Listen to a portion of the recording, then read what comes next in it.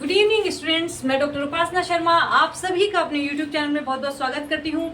Students, हम लगातार आपको संगीत विषय की तैयारी करा रहे हैं, तो जो भी स्टूडेंट्स संगीत विषय में विभिन्न प्रतियोगिता परीक्षाओं की तैयारी कर रहे हैं वो हमारे चैनल को जरूर सब्सक्राइब करें, क्योंकि इस चैनल पर आपको बिल्कुल फ्री ऑफ कॉस्ट तैयारी कराई जा रही है, जिसमें आपको रिकॉर्डेड क्लास मिल रही है, लाइव क्लासेस मिल रही है, और हम हर संडे आपको एक टेस्ट प्रोवाइड करते हैं टेलीग्राम ग्रुप पर, जिसको आप अटेम्प्ट करके जान सकते हैं कि आपकी कितनी तैयारी है कितनी नहीं है। तो अभी आपका टीजीटी एग्जाम आने वाला है, उस पर हमने फोकस किया हुआ है।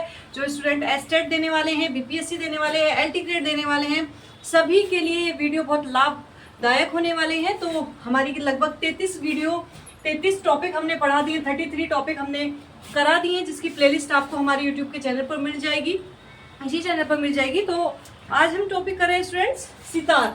सितार एक परिचय, सितार का पूर्ण परिचय जानने के लिए सबसे पहले हमें जरूरत है जानने की कि सितार का इतिहास क्या रहा है।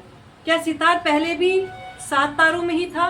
क्वेश्चन बनते हैं इस तरह के मन में, या जो वर्तमान में 7 तार प्रचलित है उसी तरह ही क्या पूर्व में भी, प्राचीन समय में भी इसमें 7 ही तार होते थे या कितने तार होते थे? पूरा परिचय इसका आज हम जान लेते हैं, और पूरा हर विद्वान के अनुसार जो हमारे सितार वादक, फेमस सितार वादक रहे हैं, उन्होंने क्या क्या इसमें परिवर्तन करके कौन कौन से तार इसमें लगाए, कौन कौन से स्वर में उन्होंने मिलाया, सारी बातें आज इस वीडियो में जानेंगे। तो स्टूडेंट्स लाइव जरूर बने रहना हमारी इस वीडियो को, और लाइक जरूर कर दीजिएगा, कमेंट कर दीजिएगा। हमारी लाइव क्लासेस स्टूडेंट्स रोज शाम को 8 बजे होती है, जिसमें हम इम्पोर्टेंट क्वेश्चन सीरीज करा रहे हैं आपको, जो भी एग्जाम में आना संभावित है। तो हमारी लाइव क्लास से भी आप जरूर जुड़िएगा, ठीक है स्टूडेंट्स। चलिए आ जाते हैं अपने टॉपिक पर। तो सितार का हम पूरा परिचय जान लेते हैं। सबसे पहले आपको बता दें कि सितार को पहले क्या कहा जाता था? सेहतार के नाम से जाना जाता था। किसके नाम से जाना जाता था? पहले सितार को। बिल्कुल पॉइंट टू पॉइंट आपको चीजें कराऊंगी जो एग्जाम ओरिएंटेड है, जो एग्जाम में जो पूछी जाती हैं। मैं बहुत ज्यादा थ्योरी आपको नहीं कराऊंगी, और आप हमारी पिछली वीडियो भी देखेंगे, बहुत सारे टॉपिक हमने उसमें कवर कराए हैं, जाति गायन, जाति वर्गीकरण, तो राग गायन, ये सब चीजें कराई हैं, आप उसमें देखिएगा। बिल्कुल पॉइंट टू पॉइंट चीजें हैं, और वही चीजें कराई गई हैं जो एग्जाम में लगती हैं। तो सितार के विषय में हम बात कर रहे थे स्टूडेंट। सितार को पूर्व में क्या कहा जाता था? सेहतार के नाम से सितार को जाना जाता था। और सेहतार में कितने तार होते थे? कितने तार होते थे? जल्दी से बताइए कमेंट में। सेहतार में भी स्टूडेंट 3 तार होते थे। कितने तार होते थे? और कौन कौन से स्वर में उन्हें मिलाते थे, हम आपको नोट डाउन कराते जाएंगे। तो सितार को पूर्व में क्या कहा जाता था, आप नोट डाउन करते जाइए। सितार को पहले किस नाम से जाना जाता था? सेहतार के नाम से जाना जाता था। इसका हम इतिहास जान रहे हैं। जो स्टूडेंट्स बिहार का बीपीएससी और एस्टेट देने वाले हैं, बहुत इंपॉर्टेंट ये चीजें हैं, क्योंकि अब अधिकतर एग्जाम में ये टॉपिक लगते हैं, चाहे वो आपका लो एग्जाम हो, चाहे हाई हो, केवीएस पीआरटी हो, या फिर आप मान लीजिए असिस्टेंट प्रोफेसर हो, लो से लेकर एडवांस तक सभी एग्जाम में ये टॉपिक लगते हैं। तो आपको जरूर इन्हें करना चाहिए। सेहतार के नाम से सितार को पहले जाना जाता था। और सेहतार में कितने तार होते थे? 3 तार इसमें होते थे। सेहतार में कितने तार होते थे? पॉइंट टू पॉइंट चीजें करा रही हूँ, इसी तरह पॉइंट टू पॉइंट लिखते जाइएगा समझ के। तो सेहतार में कितने तार होते थे? 3 तार होते थे। जो पहला तार होता था, पहला तार कैसा होता था? किस धातु का वह बना हुआ होता था? पहले तार लोहे का होता था, ठीक है। पहले तार किस धातु से बना हुआ होता था? लोहे का। पहले जो भी सितार होते थे ना, उनके तार लोहे के ही होते थे, लेकिन अब तो स्टील चलने लगा है, तो वर्तमान में लोहे से वो बदलकर स्टील बन गया है, स्टील के ही यूज होते हैं। तो पहला तार किसका होता था? लोहे का तार होता था। और इसे किस स्वर में मिलाते थे? इसे सा से मिलाते थे, ठीक है। इसे सा से मिलाते थे। अब जो दूसरा तार था, दूसरा तार किससे मिलाते थे? दूसरा तार पंचम में मिलाते थे, पंचम स्वर से मिलाते थे, ठीक है। लिखते जाइए आप सभी। और तीसरा तार भी सा में मिलाते थे, ठीक है। आपको समझ में आ गया? आप सभी को बिल्कुल समझ आ गया होगा कि सितार का हमारा क्या इतिहास रहा है। सेहतार के नाम से कई बार क्वेश्चन पूछा गया। सेहतार के नाम से जाना जाता था। तो सेहतार में 3 तार होते थे। पहला तार लोहे का तार होता था, जिसे सा में मिलाते थे, दूसरा तार पंचम स्वर में मिलाते थे, और तीसरे तार को भी सा में मिलाते थे। अब जान लेते हैं इसका तो कुछ और परिचय, कि सेहतार का ही परिवर्तित रूप आजकल का हमारा क्या है? सितार है, तो कैसे कैसे वो सितार बना भाई। स्टार्ट में तो ये 3 ही तार थे, तो कैसे वो 7 तारों तक पहुंचा, वो सारी चीजें आज हम इस वीडियो में आपको डिस्क्राइब करने वाले हैं। तो सहतार में कितने, आप जान लेते हैं कि इसमें सहतार में कितने पर्दे होते थे। तो सहतार में बच्चों उस समय 8 पर्दे होते थे, 8 पर्दे होते थे, और एक तुम्बा होता था, वो भी किसका होता था, लकड़ी का। ठीक है, आजकल जो प्रयोग किए जा रहे हैं लकड़ी के तो प्रयोग होते ही, उसके साथ साथ कद्दू का भी प्रयोग किया जाता है सितार में और तानपुरे में। तो एक लकड़ी का तुम्बा उस समय होता था इसमें। इसके बाद क्या हुआ कि इस सहतार के बाद इसके पश्चात इसमें सहतार में 2 तार और बढ़ा दिए गए, 2 तार और बढ़ा दिए। इस तरह इसमें सहतार में आगे चल करके कुछ विद्वानों ने 2 तार और बढ़ा दिए, और इन 2 तारों को मिला करके अब सहतार में कितने तार हो गए, 5 तार हो गए। कितने तार हो गए, 5 तार हो गए। और इन तारों को क्रमशः किससे मिलाते थे, पहले तार को माँ से मिलाते थे, दूसरे को सा से मिलाते थे, तीसरे को पा से मिलाते थे, चौथे को सा से, और फिर 5वें को भी सा से। इन 5 तारों को क्रमशः क्रम से है बच्चों ये। तो इसी तरह 5 तारों को 1 2 3 4 5, अब सहतार में 5 तार हो गए, तो 5 तारों को इस तरह से ही मिलाते थे। आप नोट डाउन करते चलिए, बहुत इंपॉर्टेंट चीजें हैं और इनको कवर करना, याद करना हर एग्जाम के लिए बहुत जरूरी है। अब जो हमारा ये 5 तार वाला था, 5 तार वाला जो सहतार था, इसमें पहले क्या था, लकड़ी का तुम्बा था। लेकिन इसके बाद जब इसका परिवर्तित रूप सामने आया, तो इस सहतार में लकड़ी के तुम्बे के स्थान पर, लकड़ी के तुम्बे के स्थान पर, ये नोट करते चलिए, पॉइंट वाइज नोट करते चलिए, बहुत इंपॉर्टेंट चीजें हैं। लौकी का तुम्बा लगा दिया गया है। ठीक है, मैंने अभी बताया था ना आपको, लौकी का तुम्बा लगा दिया गया, जैसे कि अब आजकल हमारे तानपुरे में प्रचलित है। ठीक है, कि ये लौकी जो बड़े साइज के होते हैं, इनको हम एक तरह से इनकी खेती अलग से की जाती है। और ये महाराष्ट्र की जगह है एक पंढरपुर नामक इलाके में, इनके विशेषकर इन कद्दुओं का निर्माण, मतलब उगाया जाता है, निर्माण नहीं कह सकते, इनको उगाया जाता है। किसके लिए, बेसिकली सितार और आजकल के सितार और तानपुरों के लिए। ठीक है, तो लकड़ी के तुम्बे के स्थान पर फिर लौकी का तुम्बा लगा दिया गया। ठीक है, अब जो ये 5 तार थे, अभी तक सहतार में कितने तार चल रहे थे, 5 तार चल रहे थे। लेकिन आगे चलकर इन 5 तारों को कितने कर दिया गया, 7 तार कर दिया गया। इन 5 तारों को 7 तार में कन्वर्ट कर दिया गया। और ये किसने किया, सितार की बहुत लोकप्रिय हस्ती हैं रजा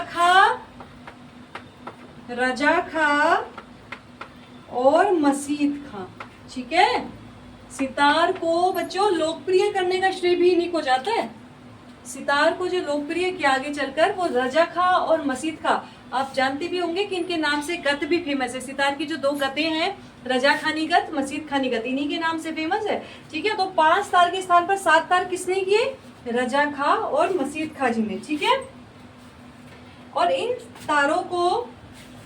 7 तारों को किस क्रम से उन्होंने मिलाया, इन 7 तारों को उन्होंने मा, सा,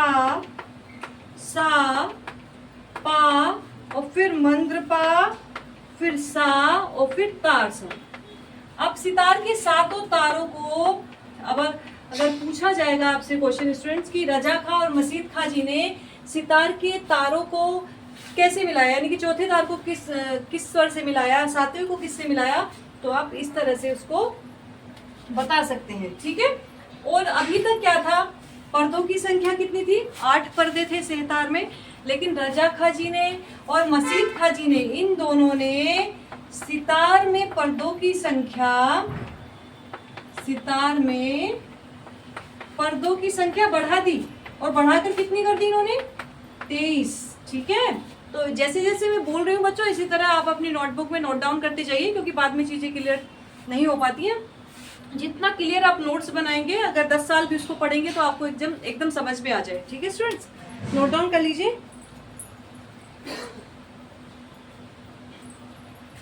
ठीक है, तो आगे चलकर सितार में पर्दों की संख्या होगी 23, और ये किसने की, रजा खां जी ने और मसीद खां जी ने पर्दों की संख्या 23 कर दी।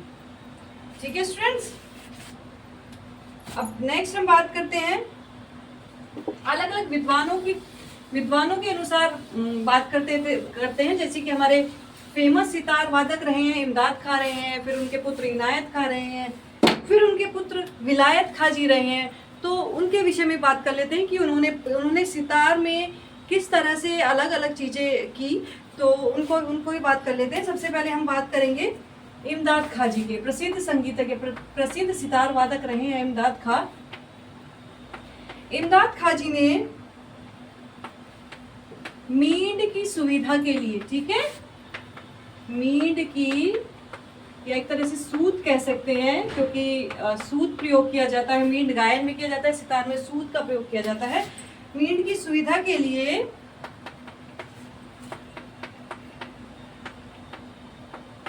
पर्दों की संख्या 19 कर दी। कितनी कर दी?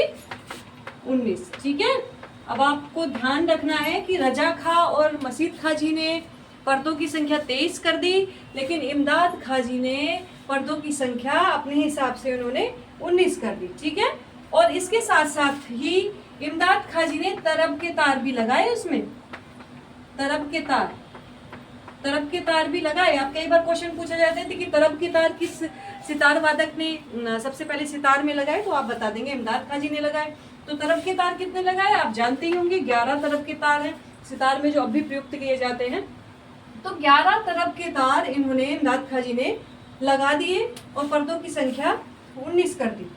अब तरब के तार का यूज आपको पता ही है कि तरब के तार का यूज क्यों किया जाता है। ये नीचे जो हमारे मुख्य तार रहते हैं 7, उनके नीचे लगे हुए होते हैं, और ये किसके लिए प्रयोग किए जाते हैं? मुख्यतः गूंज उत्पन्न करने के लिए और अनुनाद उत्पन्न करने के लिए। तो कई बार ये भी क्वेश्चन बना है। तो तरब के तार किस लिए लगाए जाते हैं? अनुनाद व गूंज पैदा करने के लिए। ठीक है,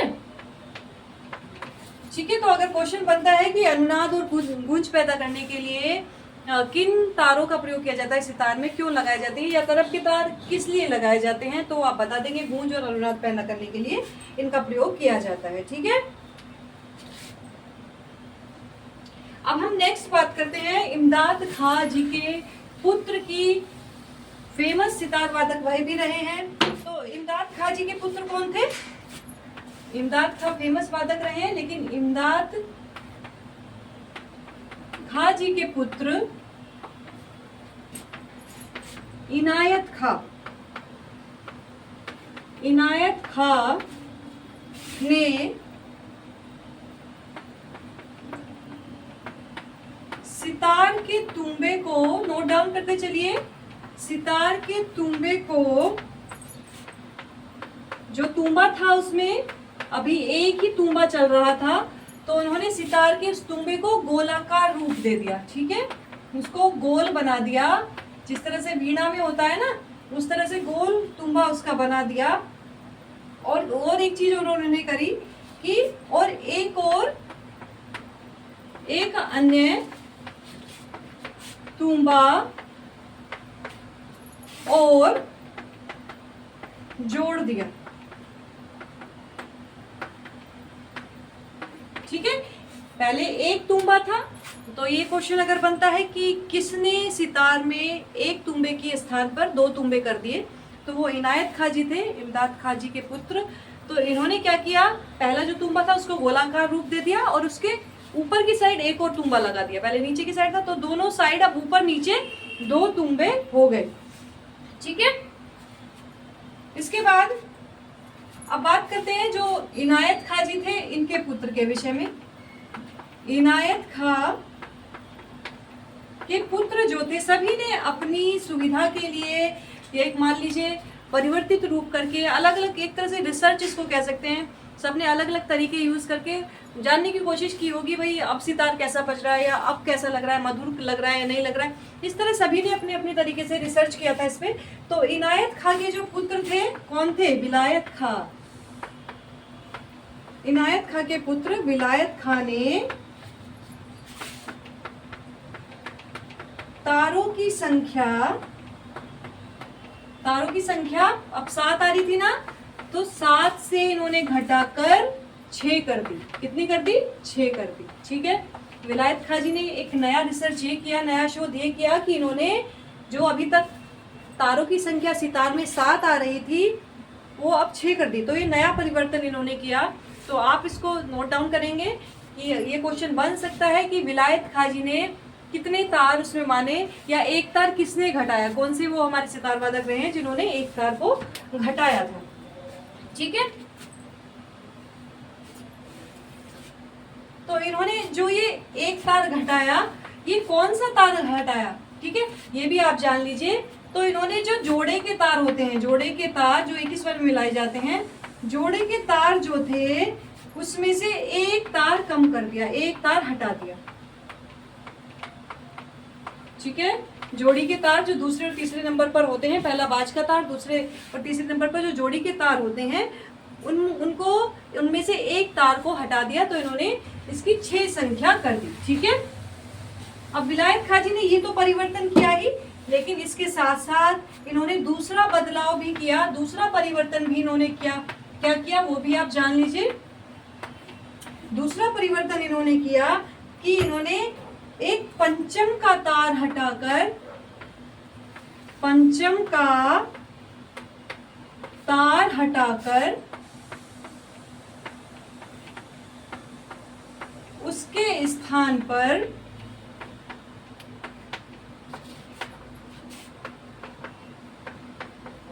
इस्पात का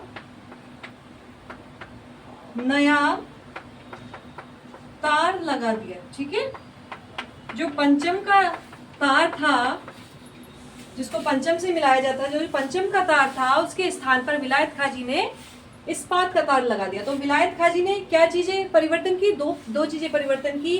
फर्स्ट, इन्होंने सात जो तार थे उनकी संख्या 6 कर दी, यानी कि जोड़ी के तार में से एक तार हटा दिया। और सेकंड परिवर्तन इन्होंने जो किया वो क्या किया? पंचम का तार हटाकर उसके स्थान पर इस्पात का तार लगा दिया। अब जो ये इस्पात का तार था, इससे क्या, इस इस्पात के तार को कैसे मिलाते थे? इसे पंचम में नहीं मिलाते थे। फिर ये तो ये किस स्वर में उसको मिलाते थे? यानी कि राग के अनुसार जो वादी स्वर और संवादी स्वर थे उनके अनुसार फिर इस तार को मिलाते थे, इस्पात के तार को। तो लिख लीजिएगा कि इसमें इस्पात के तार को ये किससे मिलाते थे? राग के वादी स्वर या फिर संवादी स्वर। ठीक है, राग में लगने वाले वादी स्वर से या फिर राग में लगने वाले संवादी स्वर से ये इस इस्पात के तार को मिलाते थे। पहले पंचम से मिलाया जाता था। तो स्टूडेंट्स नोट कर लीजिएगा जल्दी से, सभी स्क्रीनशॉट ले लें।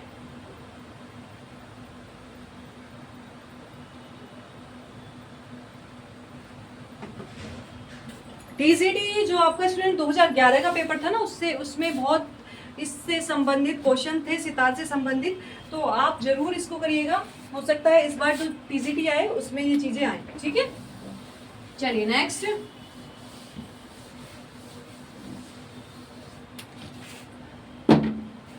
अब हम बात करते हैं फेमस हमारे सितार वादक रहे हैं पंडित रविशंकर जी के विषय में। पंडित रविशंकर जी, जिनको भारत रत्न से भी नवाजा गया था, सितार वादक रहे हैं और लगभग सभी इंस्ट्रूमेंट को बजा लेते थे। अद्वितीय इनकी क्षमताएं थी, भाई क्या बताएं इनके विषय में। तो लेकिन फेमस वो सितार वादक ही रहे हैं। तो इन्होंने सबसे पहले जान लेते हैं कि इन्होंने कितने तार माने। तो आप जान लीजिए, इन्होंने 7 तार माने। ठीक है, इन्होंने जो परिवर्तन किया, जो पुराना हमारा सितार चला आ रहा था उसमें इन्होंने जो परिवर्तन किया वो क्या किया? इन्होंने जोड़े की तार थे ना, जोड़े के तार का मतलब 2 तार एक जैसे एक ही स्वर में मिलाए जाते हैं। तो जोड़े के एक तार के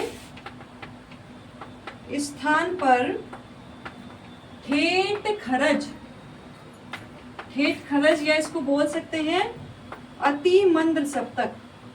ठेठ खरज या फिर अति मंद्र सप्तक का तार लगाया। ठीक है, जोड़े के एक तार के स्थान पर ठेठ खरज यानी कि अति ठेठ खरज किसको कहा जाता है, अति मंद्र सप्तक का इन्होंने एक तार लगा दिया। ठीक है, और यह तार इन्होंने किस स्वर में मिलाया, यह तार इन्होंने सा यानी कि षडज स्वर से मिलाया। ठीक है, अति मंद्र सप्तक षडज, सा अति मंद्र सप्तक। ठीक है, ठेठ खरज से इन्होंने सा स्वर से यह तार सा स्वर से मिलाया। ठीक है, और इन्होंने एक और परिवर्तन किया, जब इन्होंने ये ठेठ खरज अति मंद्र सप्तक यानी कि अब तक जो हम वादन चल रहा था सितार पर वो केवल 3 सप्तकों में चल रहा था, मंद्र सप्तक, मध्य सप्तक और तार सप्तक, लेकिन इन्होंने 4 सप्तक में वादन की सुविधा दी। इस परिवर्तन से इन्होंने 4 सप्तक में सितार वादन की सुविधा दी। ठीक है, इन्होंने 4 सप्तक में सितार वादन की सुविधा दी। 4 सप्तक में यानी कि इन्होंने एक अति मंद्र सप्तक भी जोड़ दिया। तो कई बार पूछा जाता है कि अति मंद्र सप्तक में किसने, कौन से ऐसे हमारे सितार वादक रहे हैं, या 4 सप्तक के वादन की सुविधा किस सितार वादक ने दी, तो आप बता देंगे पंडित रविशंकर जी। ठीक है, अब हम जान लेते हैं क्रमशः सितार के तारों के नाम। ठीक है, जो बार बार पूछे जाते रहे हैं, जैसे कि चिकारी का तार कौन सा होता है, और चिकारी में भी छोटी चिकारी का तार कौन सा होता है, बड़ी चिकारी का तार कौन सा होता है, इस तरह से पूछा जाता है। ठीक है स्टूडेंट्स, हमारी लाइव क्लास रोज 8 बजे चल रही है शाम को, जिसमें हम इंपॉर्टेंट क्वेश्चन सीरीज कराते हैं। तो जो भी student BPSC estate, LT grade, UP TGT, assistant professor, net आदि की तैयारी कर रहा है, हमारे चैनल पे आइए और लाइव क्लास जरूर अटेंड कीजिए। ठीक है स्टूडेंट्स, ये विशेषकर उन स्टूडेंट्स के लिए है जो फी पेमेंट नहीं कर पाते हैं और जिनकी फाइनेंशियल जो कंडीशन होती है वो अच्छी नहीं होती है और पढ़ना चाहते हैं, उनके लिए विशेषकर मैं ये चीज़ें कर रही हूँ। और समय ना होते हुए भी आपको रिकॉर्डेड क्लासेस भी दे रही हूँ, लाइव क्लासेस भी दे रही हूँ। तो आपका भी ये बनता है कि आप भी तैयारी बिल्कुल मन लगा कर करें, जिस तरह से मैं बिल्कुल मन लगा कर आपको पढ़ा रही हूँ। ठीक है, तो अब हम जान लेते हैं सितार के जो तार होते हैं वो उनको किस किस नाम से बुलाया जाता है। सितार के जो तार होते हैं उनको किस किस नाम से बुलाया जाता है। तो सितार का जो पहला तार होता है उसको कहा जाता है बाज का तार। ठीक है, तो कई बार पूछ लिया जाता है बाज का तार सितार में किस नंबर पर होता है, तो वो पहला तार होता है। अब दूसरा और तीसरा तार जो होता है मैंने आपको बताया ही था, जोड़ी का तार कहलाता है। ठीक है, अब सितार का जो चौथा तार है इसको खरज का तार कहा जाता है। ठीक है, खरज का तार। ठीक है, पांचवा तार है इसको पंचम का तार, जैसे कि मैंने अभी आपको बताया पंचम का तार जो था उसको चेंज कर दिया था, तो पंचम का तार कहा जाता है। अब पांचवा तार के विषय में यह भी बात है कि पांचवा तार जिस स्वर में मिलाया जाता है, राग के अकॉर्डिंग इसको अलग अलग विद्वान अलग अलग स्वर में मिला लेते हैं, तो ये उसी स्वर का तार बन जाता है। वैसे इसको पंचम के तार के नाम से भी जाना जाता है, लर्ज का तार भी कहा जाता है, लेकिन जिस स्वर में मिलाया जाता है उसके नाम से भी इसको जाना जाता है। अधिकतर जो क्वेश्चन बनते हैं वो पहले तार से, दूसरे तीसरे तार से या फिर छठे और सातवें तार से बनते हैं। 6 तार जो है इसको छोटी चिकारी का तार। अब चिकारी भी इसमें 2 हैं बच्चों। छोटी चिकारी का जो तार होता है वो 6 नंबर का होता है और 7 जो तार होता है वो बड़ी चिकारी का तार होता है। ठीक है स्टूडेंट्स, छठा तार होता है छोटी चिकारी का तार और 7 होता है बड़ी चिकारी का तार। तो छोटी चिकारी का तार इस तरह से क्वेश्चन बन जाता है कौन से नंबर का है, या बड़ी चिकारी का तार इस तरह से क्वेश्चन बन जाता है। ठीक है, चलिए स्टूडेंट्स, अब हम जान लेते हैं जो अलग अलग विद्वानों ने अलग अलग तार माने हैं, सितारों के अलग अलग तारों की संख्या मानी है और किस किस स्वर में उन्होंने उसको मिलाया है वो भी जान लेते हैं। स्टूडेंट्स, अगर कोई चीज़ें मुझसे मिस्टेक हो रही हो, कई बार हो जाता है हम पढ़ाते पढ़ाते कहीं और चले जाते हैं और मिस्टेक हो जाती है लिखने में, तो आप कमेंट जरूर करिएगा, मैं उसको देखूंगी फिर वापस वीडियो में और मैं आपको बताऊंगी कि क्या सही है। ठीक है, तो सबसे पहले हम बात कर लेते हैं इमदाद खानी सितार, यानी कि इमदाद खां जो थे सितार वादक, उनका सितार किस तरह का था। ठीक है, इमदाद खानी सितार, इन्होंने कितने सितारों का सितार माना? 7 तारों का इन्होंने सितार माना था। कितने तारों का माना? 7 तारों का इन्होंने सितार माना था। अब इस तरह से मैं आपको बता देती हूँ कि वो 7 तार किस किस में इन्होंने मिलाए थे। ठीक है, अब पहला तार जो इन्होंने मिलाया था वो मंद्र मा में मिलाया, फिर सा जो इन्होंने मिलाया मंद्र सा में, ये सा में मिलाया, पा में मिलाया, ये मंद्र पा में मिलाया, ये सा में मिलाया और ये तार सा में। नोट डाउन कर लीजिए स्टूडेंट्स, जो मंत्र हैं तार हैं सबको नोट डाउन कर लीजिए। इसी तरह से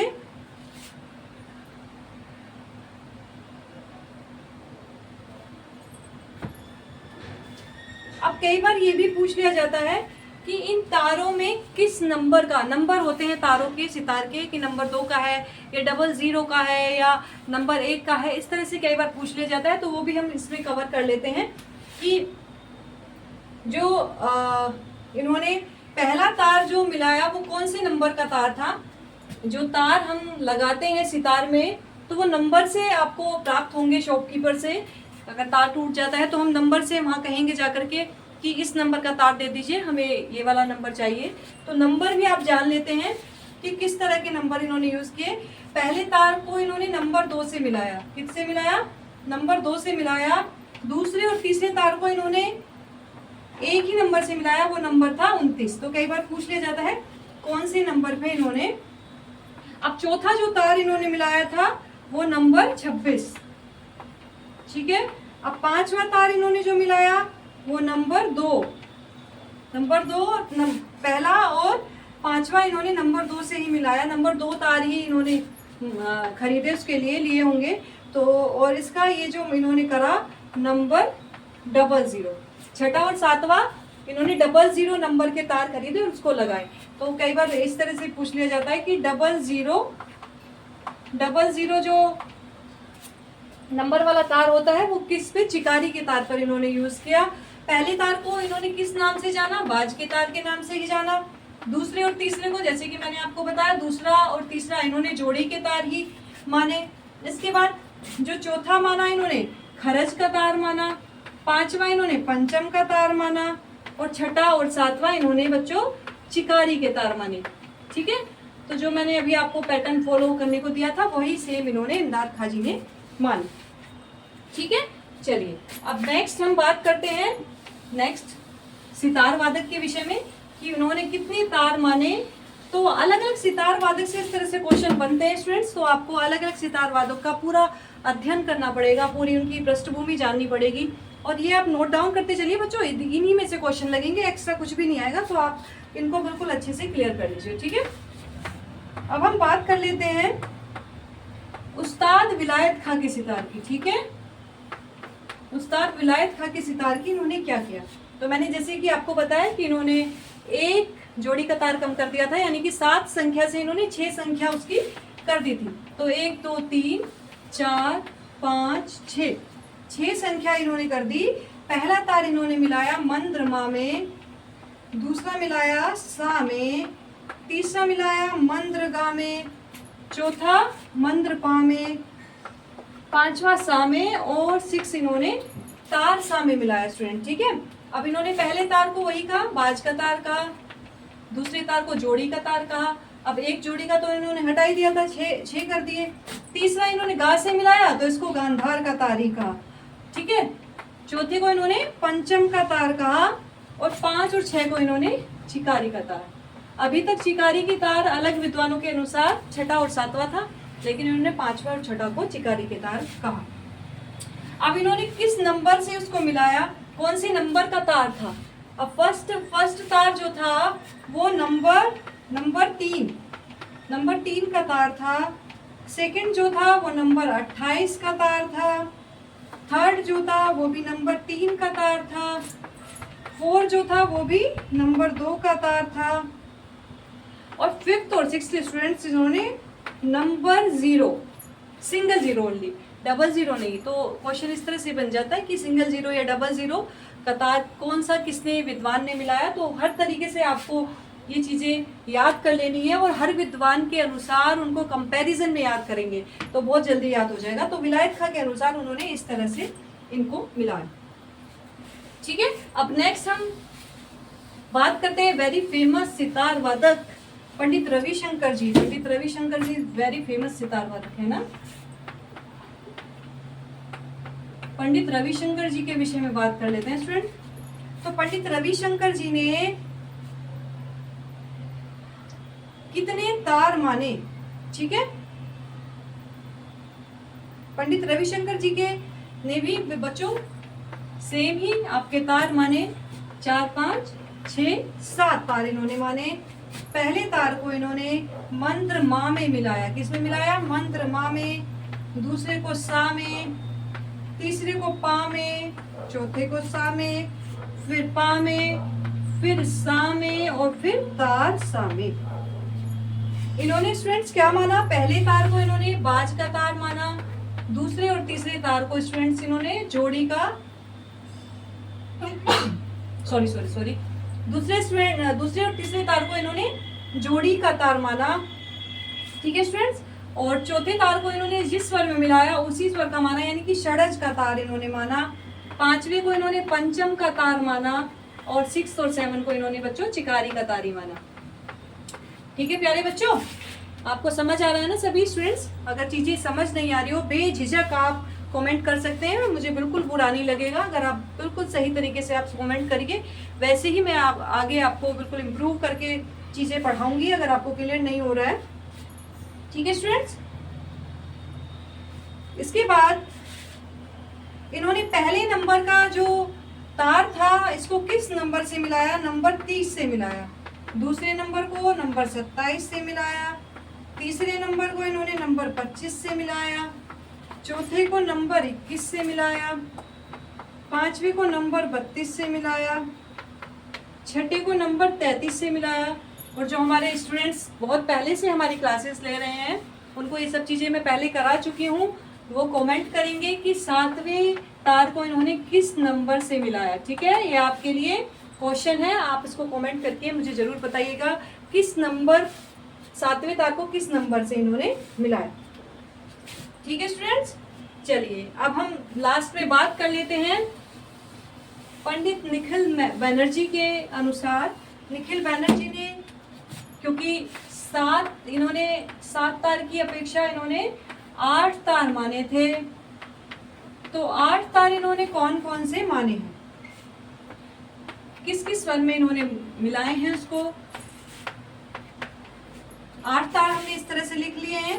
फर्स्ट तार बच्चों इन्होंने मंत्र मा में मिलाया, सेकंड सा में मिलाया, तीसरा पा में मिलाया, चौथा सा में मिलाया, पांचवा मंत्र गा में मिलाया, मंत्र पा में मिलाया, सा में मिलाया और सा में। ठीक है स्टूडेंट, तो ये निखिल बनर्जी जी के अनुसार इन्होंने सितार में 8 तार माने। बच्चों सितार से संबंधित अभी बहुत सारी चीजें मैं आपको कराऊंगी नेक्स्ट वीडियो में, जैसे कि सितार के जो तार मिलाए जाते हैं उनका पूरा विवरण आपको बताऊंगी। जो वर्तमान में हमारा सितार जो है उसमें 7 तारों को किन किन स्वरों में मिलाया जाता है और उनको क्या नाम दिया गया है, ये सारी चीजें बताऊंगी। सितार की आगे जो गत है वो सारी चीजें बताऊंगी।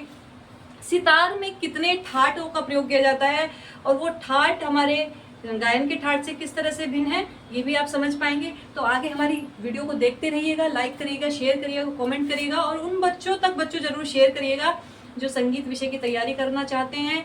प्लेलिस्ट हमने बना दी है जिसमें हमने 33 वीडियो की प्लेलिस्ट तैयार है, उसको आप फॉरवर्ड कर दीजिए। जिन भी संगीत विद्यार्थियों को इन टॉपिक्स की आवश्यकता है या आगे वो करियर बनाना चाहते हैं संगीत में। Thank you so much.